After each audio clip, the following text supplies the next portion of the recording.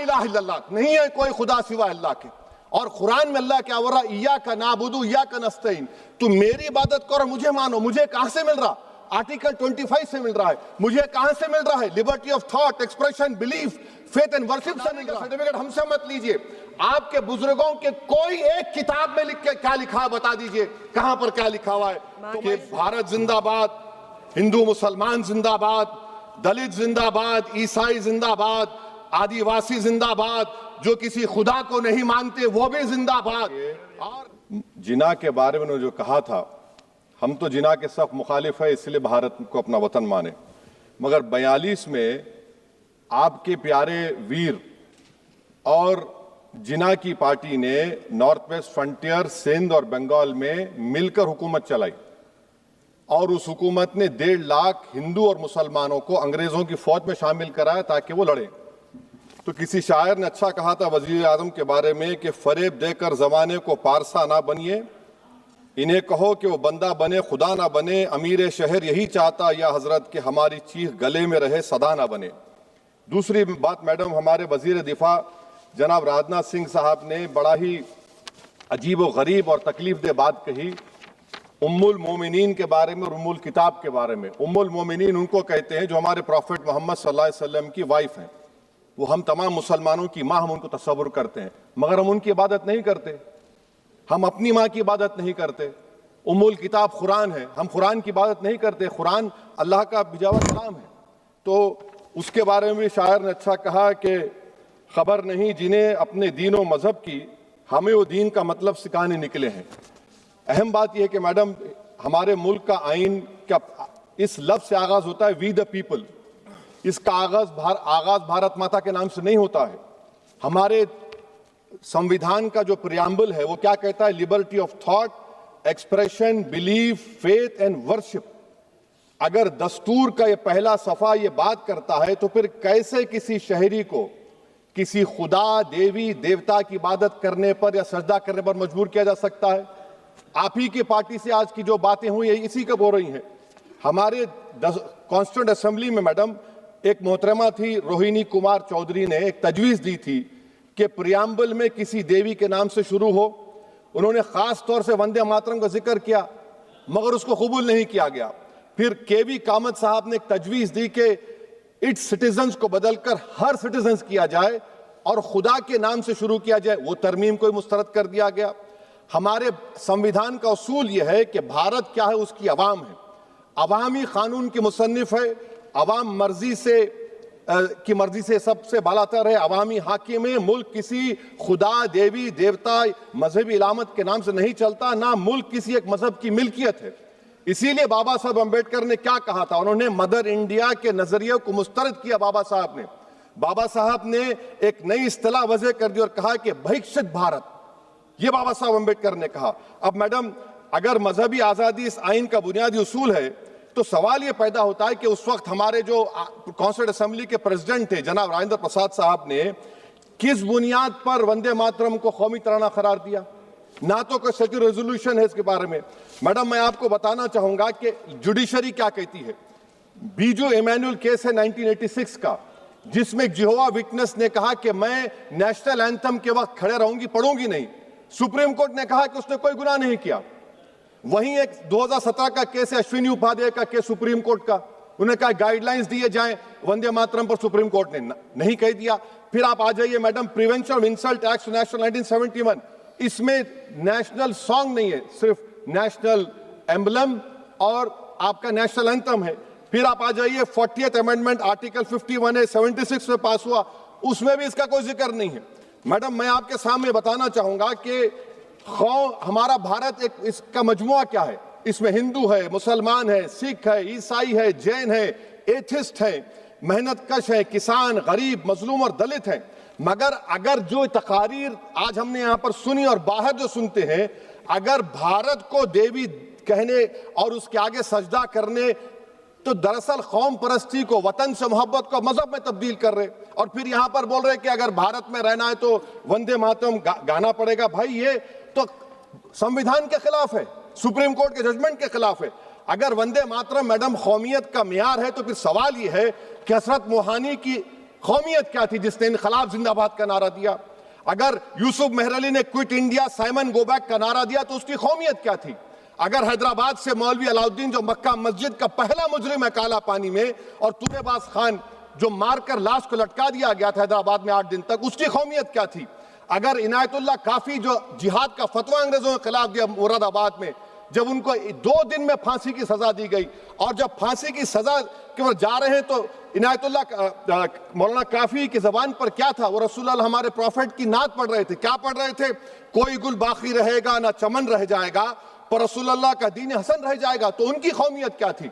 माल्टा की जेल में महमूदुल हसन, हुसैन अहमद मदनी 6 महीने माल्टा की जेल की ग्राउंड में पड़े रहे, उनकी कौमियत क्या थी?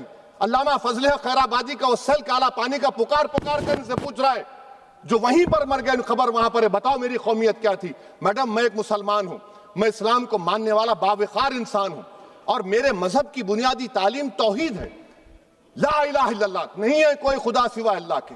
और कुरान में अल्लाह क्या बोल रहा? इय्याका नाबुदु इय्याका नस्तईन, तुम मेरी इबादत करो, मुझे मानो। मुझे कहां से मिल रहा? आर्टिकल 25 से मिल रहा है। मुझे कहां से मिल रहा है? Liberty of thought, expression, belief, faith and worship से मिल रहा है।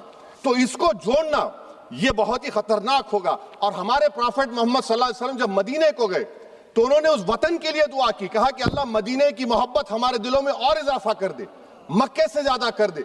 तो ये इस्लाम, मुसलमान होना, हमारे ईमान में मुल्क की मोहब्बत बीच में नहीं आती, और मुल्क से मोहब्बत है और रहेगी हमेशा, क्योंकि ये अजीम कुर्बानियां यहां पर शामिल है जिन्होंने जंग आजादी में हिस्सा नहीं लिया। आज अगर वो वतन की मोहब्बत का दर्ज देंगे तो बड़ा गलत होगा। मैडम, मैं आपके सामने एक चीज पढ़ूंगा। 1937 रविंद्रनाथ टैगोर ने लेटर लिखा सुभाष चंद्र बोस को, मैं सिर्फ किसी ने नहीं पढ़ा ये। क्या कहा टैगोर साहब ने? But parliament is a place of union for all religious groups and there the song cannot be appropriate. When Bengali Muslims show sign of stubborn fanatism, we regard it intolerable. When we too copy them and make unreasonable demands, it will be self-defeating. ये मैं इसको ले करूंगा madam, आप देख लीजिए। फिर दूसरी तरफ मैडम आप आ जाइए, मैं यहाँ पर बैठकर, हाँ, जितने तकारीर यहाँ पर हुए सब जनगण मन पर तनकीद किए, तो मैडम मुझे ये कहना पड़ेगा कि जनगण मन पर आप लोग इतनी तकलीफ क्यों उठा रहे हैं? आखिर इतनी तकलीफ क्यों है?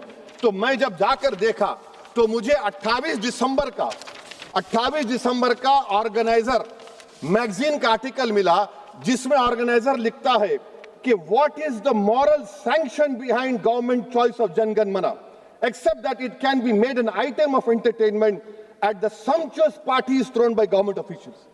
आप बताइए, इसका बोलेंगे आप? और फिर उसके काइंड कैसा करते हैं? It will mean we can not love our motherhood. Madam please, it will mean that Vande Mataram is buried alive with the word Jangan Mana on the tombstone, for the tomb will also be of Jangan Mana of the will of the people. इस पर आप क्या बोलेंगे? Madam, मैं आपको ये बताना चाह रहा हूं कि वतन की मोहब्बत हमारे लिए बहुत अहम है, मगर ये बताइए हमको कि अभी मैडम यहाँ पर आनंद मठ के बारे में बहुत कुछ कहा गया। मैं सिर्फ 2 मिसालें आपको देता हूं। आनंद मठ के पेज नंबर 70 और 80 को पढ़ लीजिए। इसके बाद सनातन जहां मुसलमानों के घर पाते थे, इन्हें आग लगा देते थे। आप पेज नंबर 98 पढ़िए, हमें सिर्फ इन मुसलमानों को जड़ से खत्म करना है क्योंकि खुदा के दुश्मन बन चुके हैं। फिर आप पेज नंबर 115-16 दीजिए, फिर मुख्तलिफ इलाकों में मुसलमानों को सदा देने के लिए भेजे जाते, जहां मुसलमान आबादी नजर आती जला दिया जाता। फिर आप देख लीजिए मैडम, सफे नंबर 120 पेज 120, बंकिम लिखते हैं कि सनातियों को मालूम नहीं था कि अंग्रेज हिंदुस्तान को निजात दिलाने वाले हैं। ये आप क्यों कर रहे हैं? अब आप मैडम, मैं आपको पेपर्स दे कर दूंगा। मैडम, भारत में हमारी आजादी इसलिए आई और बरकरार रही कि हमने मुल्क और मजहब को एक चीज नहीं बनाया। हमने ऐलान किया कि हमारी मुल्क मुख्तलिफ तबकात मज़ाहिब पर मुश्तमिल है, हमारे मुश्तरका तकदीर हमारी कौमियत का सरचश्मा है, यह खास जबान सखावत मजहब नहीं है। अगर वंदे मातरम का मतन कौम और मजहब को एक बना देता है, अगर हम इसे टेस्ट बनाते हैं वफादारी का, तो फिर मान लीजिए कि यह गांधी, अंबेडकर, टैगोर, बोस और लाखों आजादी के सिपाहियों की सोच को छोड़कर गोडसे की सोच की हिंदू कौमी परस्ताना, मैडम खत्म कर रहा हूं, हिंदू कौम परस्ताना को अख्तियार करेंगे। मुझे वतन से बेइंतहा मोहब्बत है मैडम, और इंशाल्लाह हमेशा रहेगी, मगर बावजूद इसके कि मेरी मस्जिद, मेरी इबादतगाह, मेरे कपड़े, मेरे कारोबार पर हमले होते, मगर मैं फिर भी कहता हूं कि वतन मेरा, हर वतन को हम छोड़कर नहीं जाएंगे। मगर हुब्बुल वतनी का क्या मुतालबा है? हुब्बुल वतनी ये कहता है कि वतन से मोहब्बत है तो जुल्म को खत्म करो, गरीबी को खत्म करो, बेरोजगारी को खत्म करो, जबर का खात्मा करो, अमन का गहवारा बनाओ, पाकिस्तान की दहशतगर्दी को खत्म करो, एक्सप्लॉयटेशन को रोको, शरारत को रोको, मुल्क के खिलाफ की जाने वाली साजिश खत्म करो।